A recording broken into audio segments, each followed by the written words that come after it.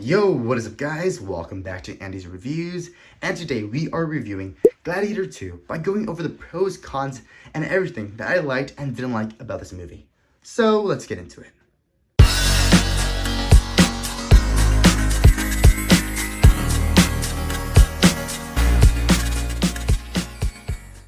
First things first, let me tell you that the action sequences in this movie were absolutely incredible. There's roughly about 3 awesome action sequences in this movie. The first involves sand. The second involves water. The third one involves a very sacrificial person, which you will find out when you watch the movie. But let me tell you that each 3 of these action pieces occurred in the Coliseum, and they were absolutely incredible. If you've seen the trailers, you have a hint or a glimpse of the action in this movie.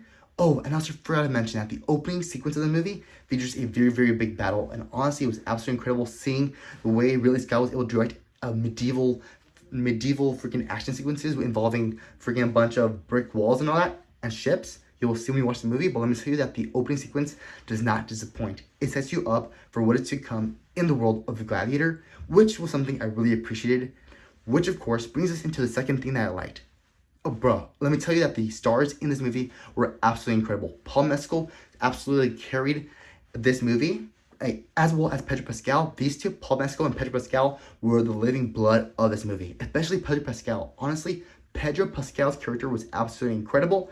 He was a very unique villain with a very unique motivation and all that changes when someone in the movie reveals to him who Paul Mescal's character really is, aka the son of Maximus from the previous Gladiator movies, which is pretty cool how he was able to go from a villainous type of character to a heroic type of character. But honestly, that is not a spoiler considering how they show that in the movie's trailers, so do not comment that down below for me spoiling that aspect.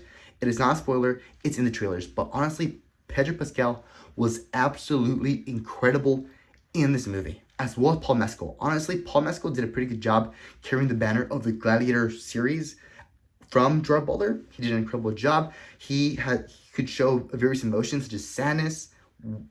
Even though you couldn't really see it, you can tell that he was acting his chops off, which was something I really appreciated. Which of course brings us to the third thing that I thoroughly enjoyed about this movie, the set design. Honestly, the set designs in this movie were absolutely incredible. We got to see a bunch of physical, actual props on set. We got to see a bunch of cool costumes.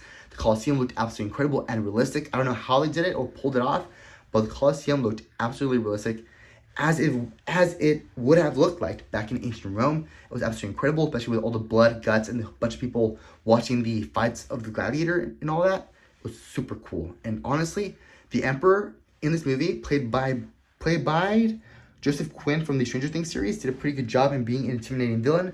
But let me tell you that he is not the real villain in this movie, and I will not spoil that whatsoever. The real villain is none other than this person, which is a very good actor, and actress, and I will not spoil that aspect. But honestly, the set designs were absolutely incredible and a highlight of this movie. However, of course, that doesn't necessarily mean that this movie is without flaws.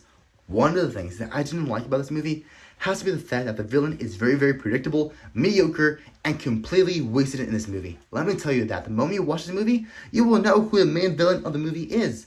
And I cannot wait for you guys to be disappointed that this amazing actor or actress was very done dirty in this movie. Honestly, his script writing was pretty bad. His build up to becoming the overall villain of the movie was pretty bad and predictable, let's be honest. Honestly, this actor is a very good actor, known for a bunch of franchises and all that, especially a franchise which I was about to mention, but I'm not going to mention. But honestly, the villain was absolutely horrible, predictable, and a very massive letdown when compared to the other villain, played by Joaquin Phoenix in the first Gladiator movie. Honestly, the villain was horrible.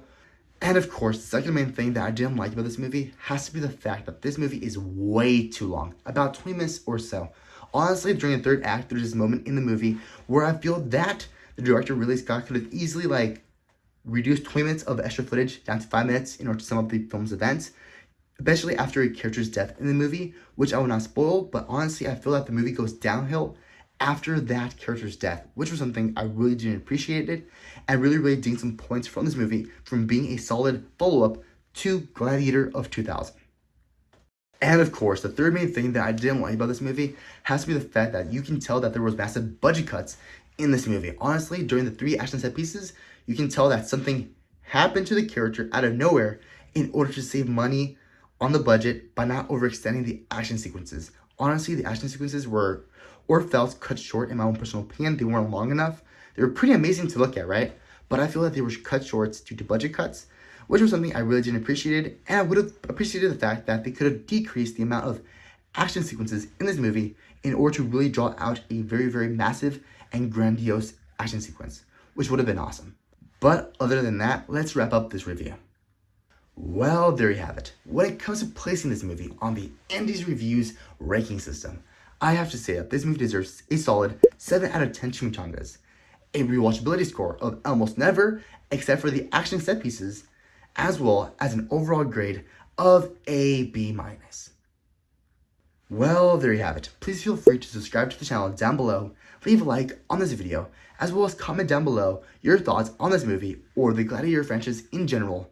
And I guess I'll see all of you guys in the next video.